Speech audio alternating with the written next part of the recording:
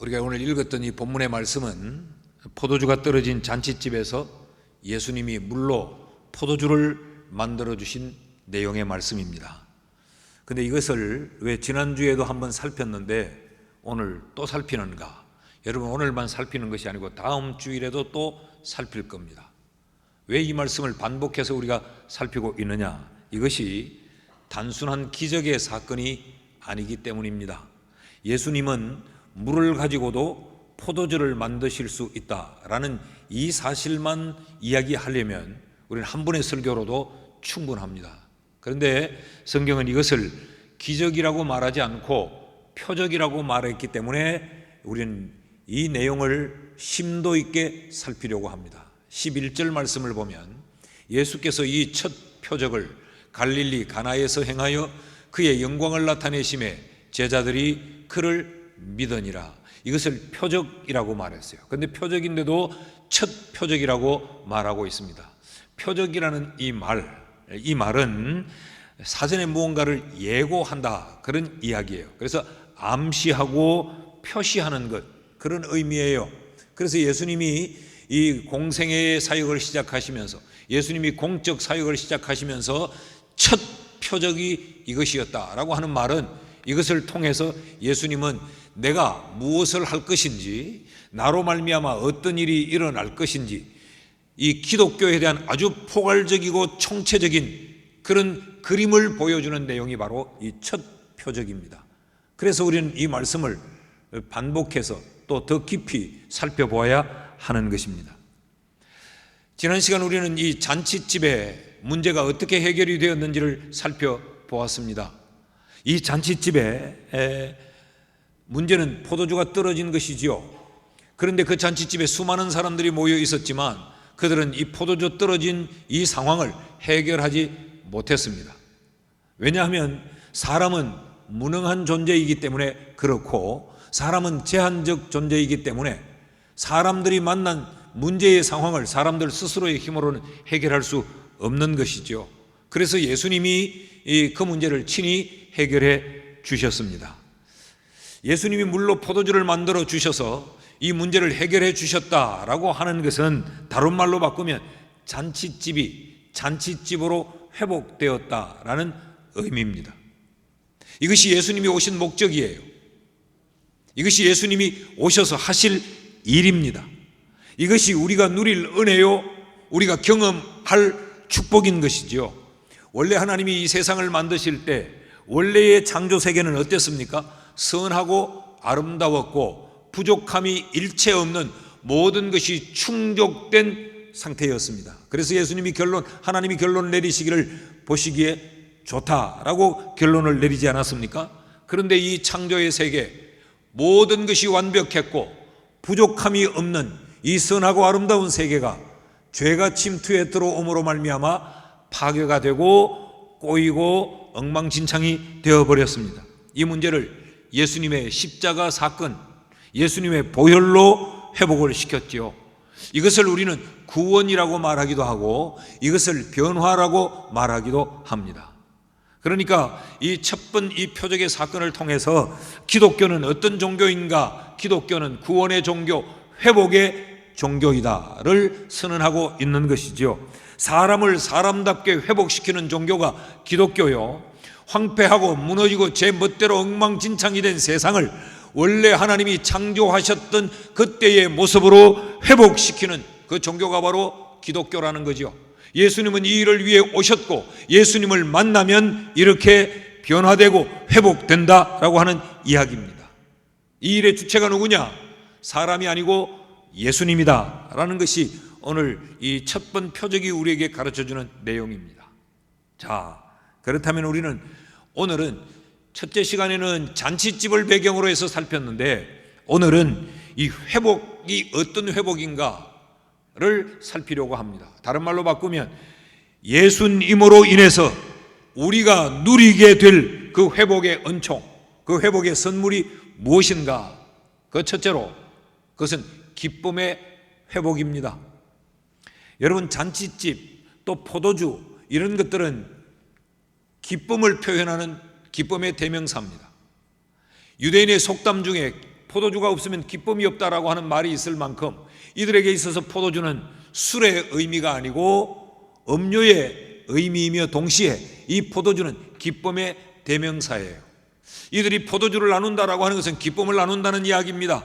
그래서 성경에 보면 성경에서도 이 포도주를 어떤 의미로 사용하고 있느냐, 기쁨을 표현하는 기쁨의 대명사로 쓰고 있어요.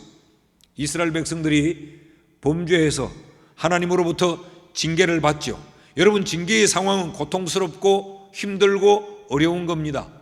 이런 상황을 어떻게 묘사했느냐, 그들의 입에 포도주가 끊어진다라고 하는 표현으로 쓰고 있습니다. 요엘서 1장 5절 말씀을 보면 취하는 자들아 너희는 깨어서 울지어다.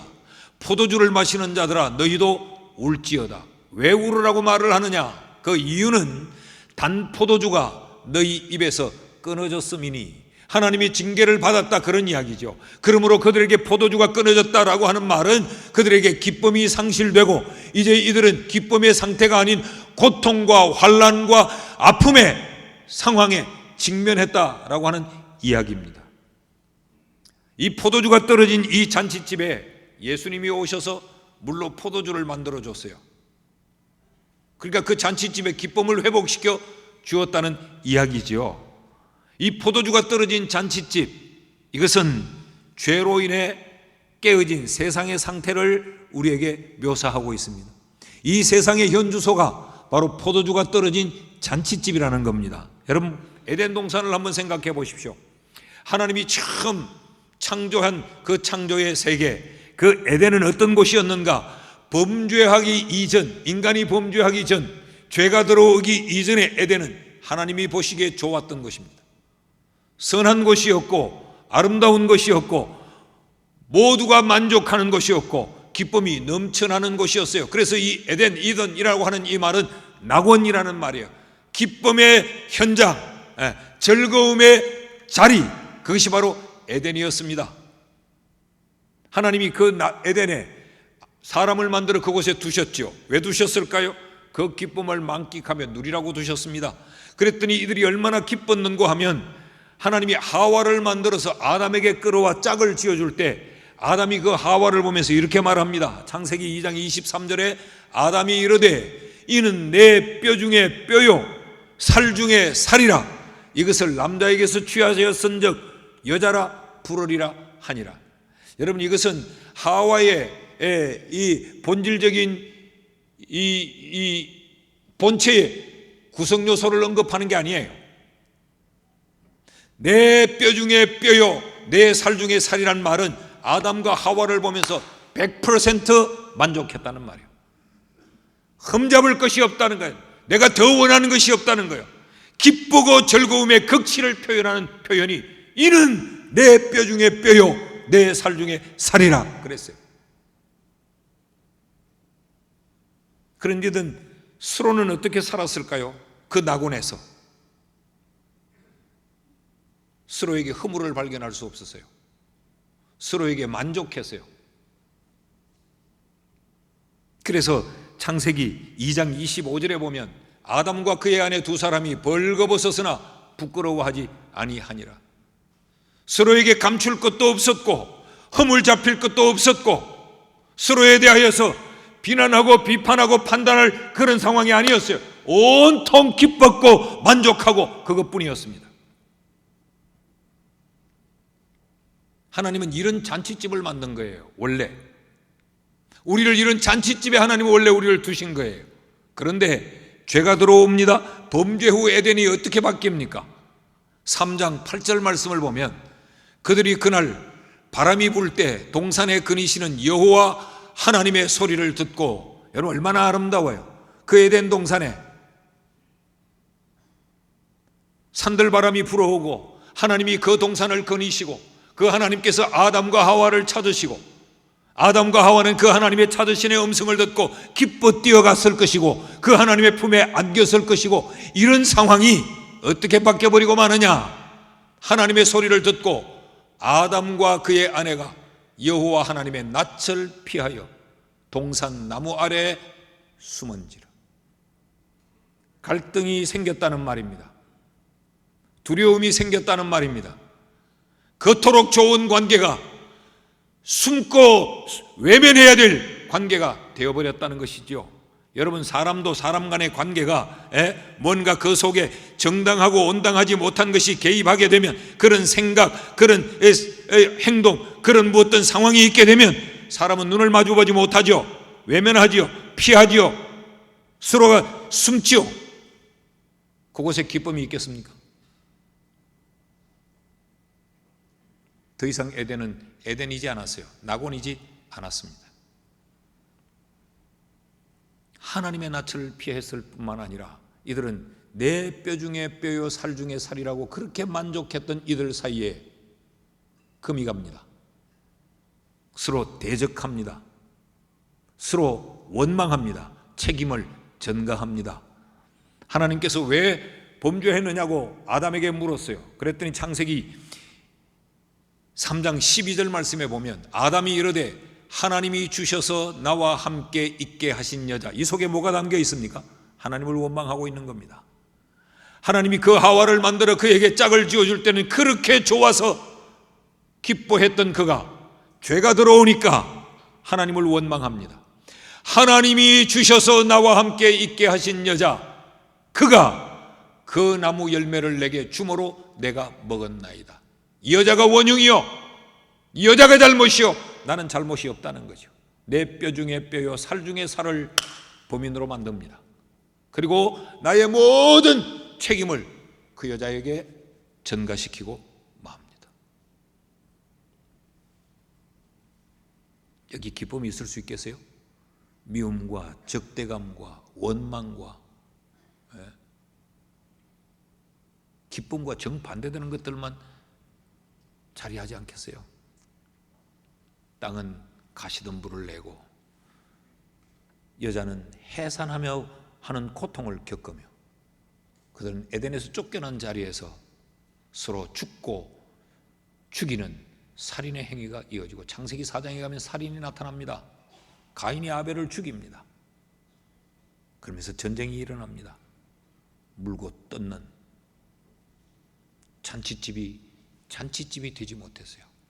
포도주가 떨어졌기 때문에, 기쁨이 상실됐기 때문에. 자, 이런 세상에 빛이 들어옵니다. 그것이 요한복음의 이야기입니다. 요한복음 1장 9절 말씀 보십시오. 참 빛, 곧 세상에 와서 각 사람에게 비추는 빛이 있었나니 어둠 가운데 숨어들어서 원망과 불평과 정오로 살아가던 그들에게 참된 빛 예수 그리스도가 그들에게 빛을 비춥니다. 세례 요한은 바로 이 빛 대신 예수를 정언하고 소개하기 위해 왔죠. 그래서 광야에서 그는 이 빛이신 예수를 외치고 소개합니다. 이 빛이신 예수로 말미암아 어떤 일이 일어나는가? 죄로 인해 상실된 하나님의 자녀의 신분을 얻게 돼요. 요한복음 1장 12절 말씀을 보십시오. 빛으로 오신 그 예수를 영접하는 자, 곧 그 이름을 믿는 자들에겐 하나님의 자녀가 되는 권세를 주셨으니, 이 하나님의 자녀가 되는 권세를 줬다. 이 말을 오늘 말씀과 연결을 하면 다시 하나님이 기쁨을 회복시켜 주신다는 거죠. 이것이 사람의 공로나 사람의 열심이나 사람의 노력으로 이루어진 게 아니에요. 이것은 전적으로 하나님의 은혜로 이루어진 겁니다. 요한복음 1장 16절 말씀을 보면 우리가 다 그의 충만한 데서 받으니 은혜 위에 은혜로다. 하나님의 은혜로 말미암아 다시 기뻐할 수 있는 상황으로 바뀌어졌다는 거예요. 그래서 성경은 이런 은혜를 입은 자, 이런 그리스도인 이 성도를 향해서 뭐라고 명령하는가? 데살로니가 전서 5장 16절에서 18절에 항상 기뻐하라, 쉬지 말고 기도하라, 범사에 감사하라, 이것이 그리스도 예수 안에서 너희를 향하신 하나님의 뜻이니라. 이 말씀은 이런 겁니다. 그리스도로 말미암아 구원받은 성도들에게는 기쁨이 회복되었기 때문에 하나님이 원하는 뜻이 뭐냐? 항상 기뻐하는 것이다. 여러분, 기쁨이 회복되었기에 기뻐하라고 명령하는 겁니다. 기쁨이 회복되지 않았으면 기뻐하라고 명령할 수가 없는 것이죠. 그러므로 그리스도인은 기쁨을 누려야 합니다. 나는 여러분이 기쁨을 누리는 자 될 수 있기를 축복합니다. 여러분의 가정의 기쁨이 누려지기를 바랍니다. 우리 교회가 기쁨의 공동체가 되기를 바랍니다. 우리 신앙의 선배들이 우리에게 이 말씀 중심의 신앙, 보수 신앙을 물려준 것, 이건 너무 귀한 일이에요. 많은 신앙의 유산을 우리에게 물려줬는데 하나 그들이 잘못 이해해서 우리에게 잘못되게 물려준 신앙의 분위기가 하나 있습니다. 그것은 거룩과 경건을 잘못 이해했기 때문에 교회에서 웃고 기뻐하고 박수치고 춤추고 그러면 이게 경건치 못하고 거룩치 못한 것으로 그들은 이해했어요. 참 이상한 것은 밖에서 막 즐겁게 떠들고 깔깔거리고 놀다가 예배당에만 오면 오만상을 짓습니다. 그리고 심각하게 앉아가지고 눈을 감고 목사를 쳐다보지도 않아요. 그리고 깊이 주무시다가 돌아가십니다. 그게 경건인 줄 압니다. 그래서 옛날에는 예배 시간에 박수 치면 이거 이단이라고 막 그랬어요. 성경에 보니까 너희 만민들아 손바닥을 치며 여호와를 찬양하라고 그랬는데, 여러분 기독교는 기쁨의 종교입니다. 이 기쁨을 우리가 누려야 되는 거죠. 여러분 혹시 하나님이 우리에게 기쁨을 회복시켜 주셨는데 애낀다고 안 기뻐하는 분 계십니까? 기쁨을 장롱 깊은 곳에 넣어놓고 애끼고 계십니까? 하나님 우리에게 기쁨을 누리라고 주셨습니다. 기뻐할 수 있는 여러분 되기를 축복합니다. 마귀는요 늘 우리에게 기뻐하지 못하도록 우리에게 불안을 조성해요. 두려움을 안겨다 줘요. 평안을 뺏어가요. 의심하게 만들어요. 다투게 만들어요. 이 마귀의 영을 받아 마귀의 지배를 받으면 사람들이 늘 그래요. 남한테 늘 좋은 말도 많이 할 말이 있는데 늘 남을 불안하게 하는 말만 하죠. 예수 안에 있는 우리는 불안해하고 염려하고 걱정하고 그런 게 아니에요. 마귀는 우리에게 그러라고 자꾸 미혹하는 겁니다. 여러분 기독교에만 찬양이 있다는 것 아십니까? 우리가 고전음악이라고 하는 그 모든 것들이 하나님을 찬양하는 거예요. 천지 창조를 찬양하는 것이요, 예수 그리스도의 일생을 찬양하는 것이요, 하나님이 하신 일들과 하나님의 하나님 되심을 찬양한 거예요. 바하가, 핸델이, 하이든이, 모차르트가, 슈베르트가 전부가 다 이걸 우리는 고전음악이라고 말하는 거예요. 찬양은 여기서부터, 음악은 여기서부터 시작이 된 겁니다. 여러분 기뻐 찬양하는 삶을 사시기를 축복합니다. 춤추며 찬양하며 기쁨을 누리며 살 수 있기를 축원합니다. 시편은 찬양의 시라고 말하죠. 그 시편 150편의 결론은 이렇게 나고 있어요. 시편 150편 1절에서 6절 말씀을 보십시오. 같이 읽습니다. 시작. 할렐루야. 그의 성소에서 하나님을 찬양하며 그의 권능의 궁창에서 그를 찬양할지어다. 그의 능하신 행동을 찬양하며 그의 지극히 위대하심을 따라 찬양할지어다. 나팔 소리로 찬양하며 비파와 수금으로 찬양할지어다. 소고치며 춤추어 찬양하며 현악과 퉁소로 찬양할지어다. 큰 소리나는 제금으로 찬양하며 높은 소리나는 제금으로 찬양할지어다. 호흡이 있는 자마다 여호와를 찬양할지어다. 할렐루야. 이게 시편의 결론이요.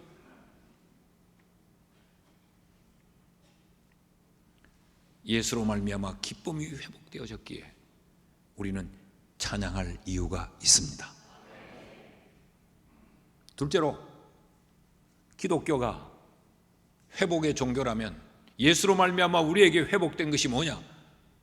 죄로 말미암아 빼앗겼던 기쁨을 다시 회복하였을 뿐만 아니라 한계를 극복하는 한계의 회복이 우리에게 주어졌습니다. 자, 잔치집에 포도주가 떨어지는 문제가 발생했을 때 그 잔치집에 두 가지의 한계가 있었어요. 그 첫째는 그 잔치집에 모여든 사람들의 능력의 한계였습니다. 잔치집에 수많은 사람들이 모여들었지만 그들이 그 잔치집에 발생한 포도주가 떨어진 문제를 그들은 해결하지 못했어요. 범죄 이후에 인간에겐 이런 한계가 왔습니다.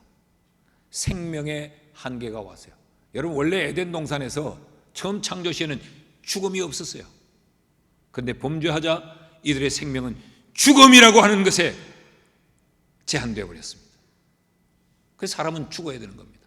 길게 살든 짧게 살든 사람은 죽는 것이죠. 생명의 한계가 왔어요. 지식의 한계가 왔습니다. 무엇이 하나님의 뜻인지 하나님의 뜻이 아닌지를 인간은 잘 헤아려 알지 못하도록 지식의 한계가 와버렸어요. 그래서 선과 악을 구분하지 못한 채 인간은 패역하고 폐륜된 삶을, 그것을 인생의 낙처럼 알고 즐기면서 사는 겁니다. 능력의 한계가 왔습니다. 다 할 수 있는 것 같지만 아무것도 할 수 없는 게 인간이에요. 인간은 다 할 수 있는 것 같지만 인간이 이렇게 능력의 한계가 있습니다. 자, 이것이 이 잔치집에 있었던 첫 번째 한계요. 또 하나의 한계가 있었어요. 이들이 가진 전통과 예식, 율법에도 한계가 있었어요. 예수님이 물로 포도주를 만들어 주실 때 그냥 물 떠다가 주인에게 갖다 줘라, 물을 떠다 갖다 주니 포도주가 되고, 떠다 갖다 줘라, 물 떠다 갖다 주니 포도주가 되고, 물 떠다 갖다 주니 포도주가 되고, 물 떠다 갖다 주니 포도주가 되고, 이렇게 하셔도 될 일을 예수님은 중간 과정을 거칩니다. 저기 돌 항아리에 갖다 물을 갖다 부어라. 그리고 갖다 부으니까 그 물을 떠서 연회장에게 갖다 주라. 그 물을 떠서 연회장에게 갖다 주니까 세상에 그 물이 포도주로 변하는 겁니다. 왜 이런 불필요한 과정을 겪었을까? 성경은 6절에 이렇게 기록합니다. 거기에 유대인의 정결 예식을 따라 두세 통 드는 돌 항아리 6이 놓였는지라. 유대인들은 정결을 생명처럼 여깁니다. 그래서 이들은 이 정결 예식을 굉장히 소중하게 생각해요. 남의 집에 들어갈 때, 손님이 들어올 때 반드시 손을 씻고, 이들은 샌들을 신고 다니니까, 그 팔레스틴의 들판을 샌들을 신고 다니니까 발이 불결하지 않겠어요. 그래서 들어오면 그 발에 물 한 쪽박을 떠서 부어줘 발을 씻도록 합니다. 예수님이 제자들의 발을 씻었다고 하는 것은 이런 의미입니다. 그냥 그 발에 물 한 쪽박 부어주고 발을 닦아준 거예요. 뭐 이태리 타올로 빡빡 문지르고 비누칠하고 그렇게 발을 씻어준 게 아니에요. 그래서 유대인들은 그들의 전통, 그들의 정결 예식, 이 율법의 조항들을 생명처럼 여겼어요. 주님은 그것을 주목시킵니다. 그 잔치집에 모여든 모든 사람들에게 보아라, 너희들이 생명처럼 여기는 너희들의 전통, 너희들의 정결 예식, 너희들의 이 율법을 가진 것을 너희는 그렇게 자랑하지만 이것이 이 잔치집에 포도주가 떨어진 이 상황을 해결하지 못한다. 이 상황은 누가 해결할 수 있느냐? 나, 예수만이 해결할 수 있다. 이걸 보여주는 거죠. 그들의 가진 전통의 한계, 그들의 가진 그 정결 예식의 한계, 그들의 율법의 한계를 지금 주님은 그들에게 자각시키고 있는 것입니다. 여러분, 그래서 예수님이 오셔야 했습니다. 그래서 예수님이 그 잔치집에 초청되셨고, 그들이 해결할 수 없는 문제가 예수님에게 맡겨졌고, 그러자 예수님이 주도권을 잡고 주인이 되시니까 그 문제가 해결되어진 거예요. 예수님은 누구십니까? 한계를 넘어선 분이에요. 예수님은 제한받지 않는 분이에요. 인간은 제한적 존재예요. 인간은 한계에 갇힌 존재예요.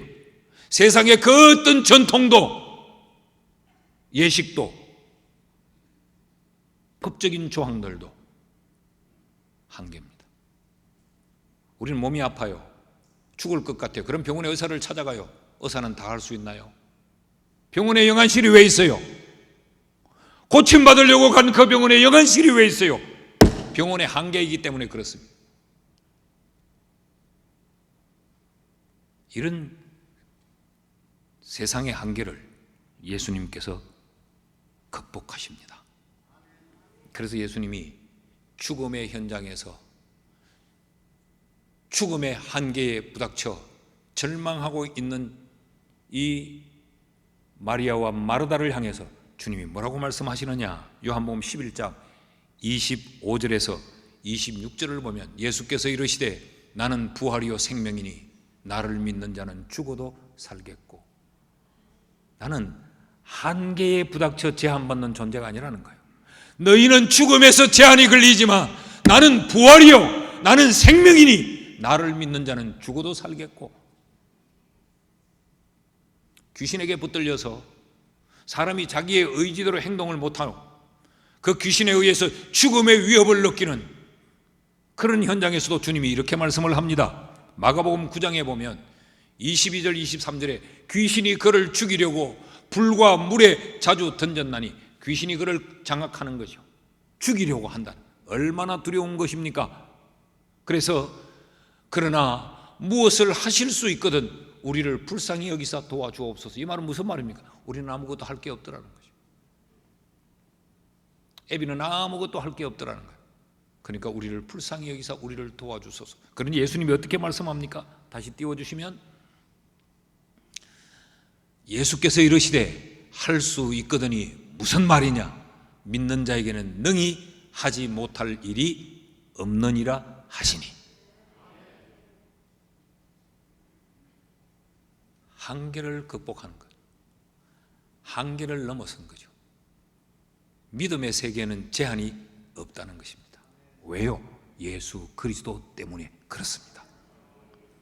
그래서 예수님이 이 말씀을 하신 이후에 27절에 보면 이렇게 행동하십니다. 예수께서 그 귀신 들린 아이의 손을 잡아 일으키시니 이에 일어서니라. 사람은 귀신에게 제한되어져요. 그러나 예수 안에 있는 자는 귀신에게 제한받지 않습니다. 그래서 우리 예수 믿는 사람은 귀신 겁내지 않아요. 그래서 점집에 안 갑니다. 그래서 무당 불러 푸닥거리 안 합니다.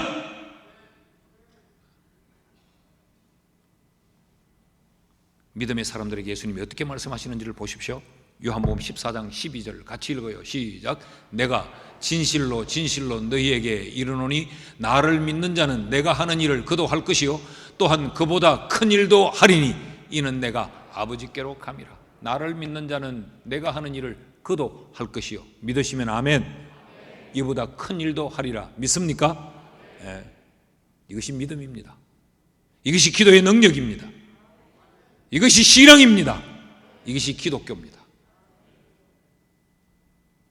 그래서 그리스도인들은 죽음 앞에서 절망하지 않아요. 소망을 갖는 겁니다.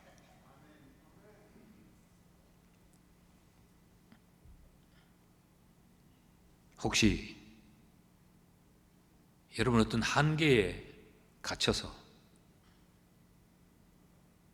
좌절하거나 절망하고 계십니까? 제한받는 그 상황 때문에 가슴 답답해하며 모든 것을 그냥 다 포기해 버릴 만큼 절망감을 느끼십니까? 예수님 안에서 예수님으로 말미암아 믿음으로 극복하십시오. 믿음 안에서 한계는 없습니다. 이것이 신앙의 힘이에요. 이 예수로 말미암아 우리가 누리게 될 은혜요 복이라는 이야기입니다. 셋째로 예수님은 이 잔치집에 기쁨을 회복해 주셨을 뿐만 아니라 포도주가 떨어진 그 잔치집에 그들 스스로 아무것도 할 수 없는 그들의 한계를 예수님이 친히 극복하고 넘어서서 문제를 해결해 주셨어요. 뿐만 아니라 예수님은 이 포도주가 떨어진 이 잔치집에 가치를 회복시켜 주셨습니다. 잔치집의 회복은 물로 포도주를 만들었다는 단순한 이 화학적 변화의 의미가 있는 것이 아닙니다. 물로 포도주를 만들어 주었다라고 하는 것은 잔치집이 잔치집이지 않았는데 그 잔치집이 잔치집으로 가치를 하나님이 회복시켜 주셨다는 거예요. 자, 포도주가 떨어지니까 이 잔치집은 파장이 되어버렸어요. 더 이상 잔치집이 아니요. 이는 원망의 자리요, 이는 서로 불신의 자리요, 이는 장례 치르는 집과 다를 바가 없었어요. 거기에 주님이 물로 포도주를 만들어 주시자 잔치집이 잔치집으로의 가치가 회복이 된 겁니다. 기쁨과 즐거움이 회복된 거죠. 10절 말씀을 보십시오.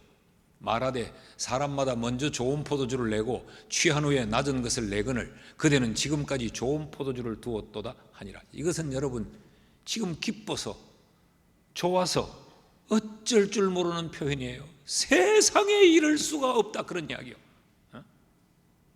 세상은 정신 멀쩡할 때 좋은 거 주고 자 취해가 몽롱하면 물 타가지고 품질 낮은 거 주고 이게 세상 아닙니까? 처음에는 앞에 아첨하고 입에 아주 꿀을 발라서 말을 하다가 결혼 딱 하고 나면 돌변하는 놈들이 얼마나 많아요. 이제는 내 거다. 직분 받기 전에는 직분 따고 나니까 이제 딸 거 다 땄다 헷가닥 도는 인생들이 많잖아요. 근데 예수님은 세상에 포도주를 맛보고 그 주인이 어떻게 이렇게 좋은 포도주를 숨겨놨느냐, 이건 기쁨과 행복의 극치를 표현하는 표현이에요. 여러분 잔치집이 초상집이 되었는데 그 잔치집이 다시 잔치집의 가치를 회복했다는 거예요. 예수께서 우리의 인생을 이렇게 회복시켜 주십니다. 자 보십시오. 물이 포도주가 된 것, 이것은요 복음의 가치가 회복된 겁니다. 무슨 이야기인가 하면 요한복음 1장 5절에 보면 빛이 어둠에 비치되 어둠이 깨닫지 못하더라. 예수님께서 빛이신데 빛으로 오셔서 어둠에 빛을 비추는데도 이들이 예수를 빛으로 몰랐던 거예요. 11절 말씀을 보십시오. 자기 땅에 예수가 왔는데도 자기 백성이 영접하지 않았다. 예수가 복음인데 예수를 예수로 이들이 깨닫지 못한 거예요. 그래서 이들이 지금 포도주가 떨어진 그 잔치집에 예수님이 계시는데도 불구하고 이들은 율법에 묶여 살았어요. 6절 말씀이 그 말씀 아닙니까? 유대인의 정결 예식을 따라 거기 물통이 놓여져 있더라. 그런데 율법에 묶여 있는 이들을 예수님께서 이제 친히 주인이 되십니다. 2장 7절을 보니까 예수께서 그들에게 이르시되 항아리에 물을 채우라 하신즉 아기까지 채우니 이제 주님이 주인이 되어 주도권을 잡으시죠. 그랬더니 10절 말씀, 더 좋은 포도주가 그들에게 제공됩니다. 여러분 이것은 율법이 만든 것이 아니에요.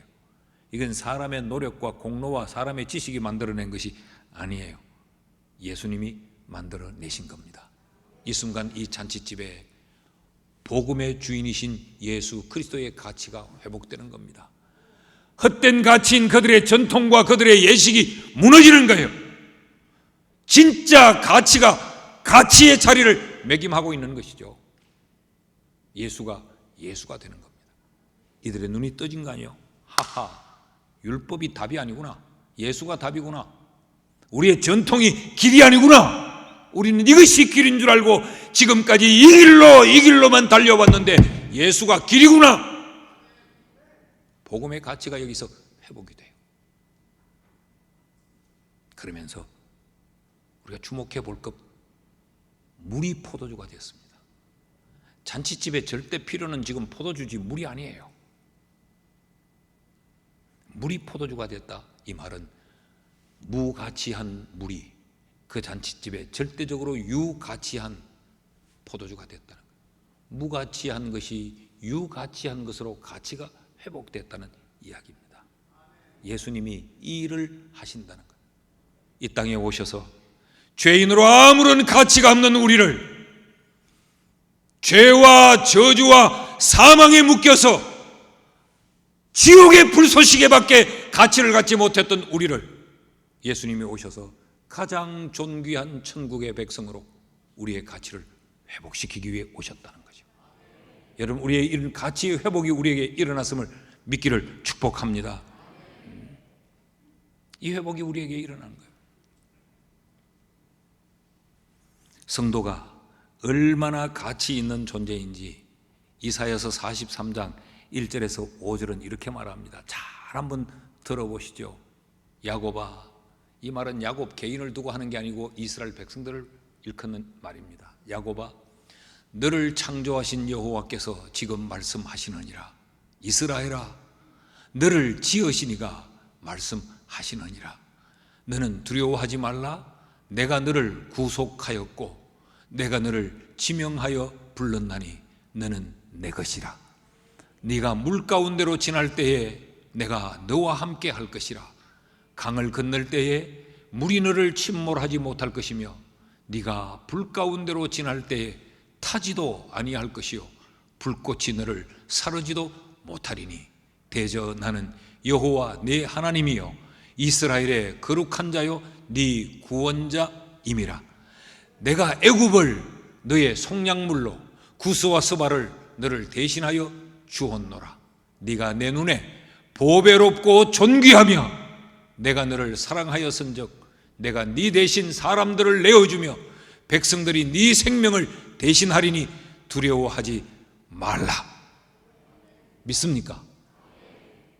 이게 우리의 가치입니다. 우리가 하나님의 것 되었다는 거죠. 그러니까 하나님이 우리를 책임진다는 거예요. 불 가운데 지나도 불이 너를 사르지 못하도록 내가 지킬 것이며 네가 물 가운데로 지날 때도 물이 너를 침몰치 못하도록 내가 지킬 것이며 내가 민족을 주고 너를 바꿀지언정 너를 내가 포기할 수 없다. 왜냐하면 내 눈에 네가 보배롭고 존귀하기 때문이라. 아멘. 죄인이든 우리의 가치가 이렇게 회복됐어요. 여러분 그거 아십니까? 하나님이 나를 보배롭고 존귀하게 여기신다는 것. 세상 사람 날 부러워 아니하여도 나도 세상 사람들 부럽지 않네. 왜요? 하나님이 나를 보배롭고 존귀하게 여기시니까.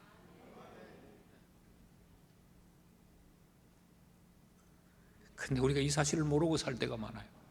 그래서 늘 세상을 부러워하면서 살고 세상 앞에 가면 한없이 나약하고 초라하고 주눅 들어서 살고 그래서 너무 쉽게 작은 일에도 절망하고 좌절하고 낙심하고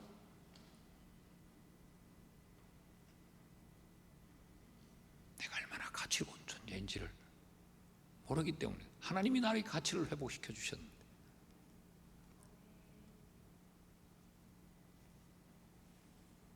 어느 동리에 두 친구가 있었는데 하나는 1.5고 하나는 2였어요.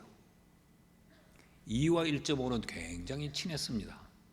그래서 늘 친하게 둘이 모여서 놀고 그랬는데 항상 2가 1.5를 업신여깁니다. 그 0.5 차이 때문에 1도 아닌 0.5 차이로 2가 늘 1.5를 업신여겨요. 너는 2도 못 되잖아. 너는 1.5잖아. 아주 친하게 잘 지내는데 결정적으로 항상 거기서 1.5는 주눅이 들고 우울해지는 겁니다. 나는 1.5밖에 안 돼. 나는 별 볼 일 없는 존재야. 어느 날 1.5의 어머니가 아들을 보니까 아들이 굉장히 우울해하고 낙심해 있어요. 왜 어디 아프니? 아니요. 왜 그래? 아들의 입에서 불쑥 튀어나오는 말이 엄마 왜 나는 1.5야? 나는 왜 2가 아니야? 왜? 이 0.5 때문에 나는 2한테 늘 눌려서 살아야 돼. 그러니까 삶에 의욕이 없는 거죠. 그때 엄마가 한마디 툭 던집니다. 그래? 전 빼. 전 빼라. 그 말에 의기소침해 있던 아들이 정신이 번쩍 듭니다. 그래, 점 빼자. 점을 빼니까 1.5가 15가 된 거예요. 2를 만나러 갑니다. 야, 2! 그러니까 어쭈구리 너 오늘 아주 왜 이렇게 당당한데? 나 점 뺐어.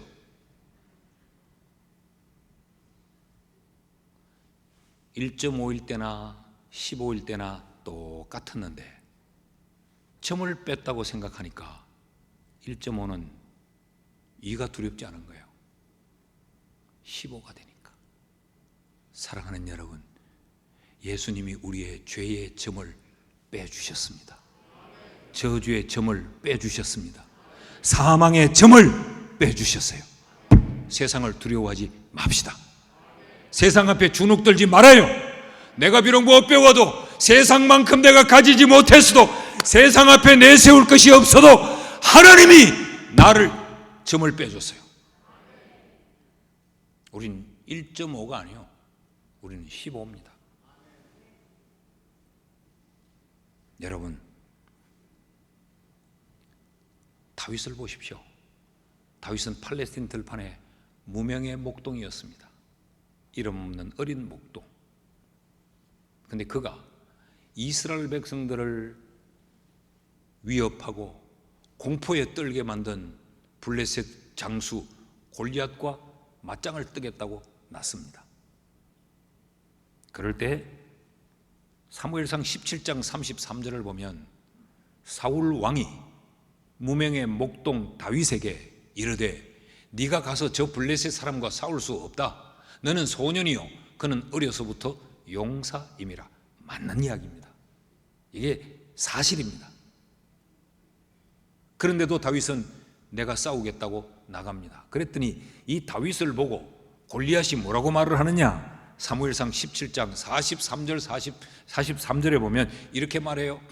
블레셋 사람이 다윗에게 이르되 네가 나를 개로 여기고 막대기를 가지고 내게 나왔느냐 하고 그의 신들의 이름으로 다윗을 저주하고, 그 블레셋 사람이 또 다윗에게 이르되 내게로 오라. 내가 네 살을 공중의 새들과 들짐승에게 주리라 하는지라. 얼마나 두렵고 얼마나 무서워요. 그때 점을 뺀 이 다윗의 고백을 들어보십시오. 45절에서 47절입니다. 다윗이 블레셋 사람 골리앗에게 이르되 너는 칼과 창과 단창으로 내게 나오거니와 나는 만군의 여호와 이름 곧 네가 모욕하는 이스라엘 군대의 하나님의 이름으로 네게 나아가노라. 오늘 여호와께서 너를 내 손에 넘기시리니 내가 너를 쳐서 네 목을 베고 블레셋 군대의 시체를 오늘 공중의 새와 땅의 들짐승에게 주어 온 땅으로 이스라엘의 하나님이 계신 줄 알게 하겠고, 또 여호와의 구원하심이 칼과 창에 있지 아니함을 이 무리에게 알게 하리라. 전쟁은 여호와께 속한 것인즉 그가 너희를 우리 손에 넘기시리라. 이게 점뺀 자의 태도입니다.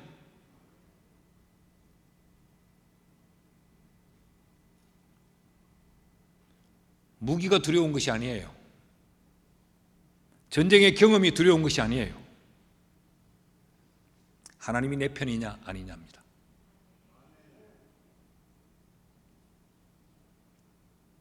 하나님은 우리를 손 놓을 수 없는 존재로 우리의 가치를 회복시켜 주셨어요.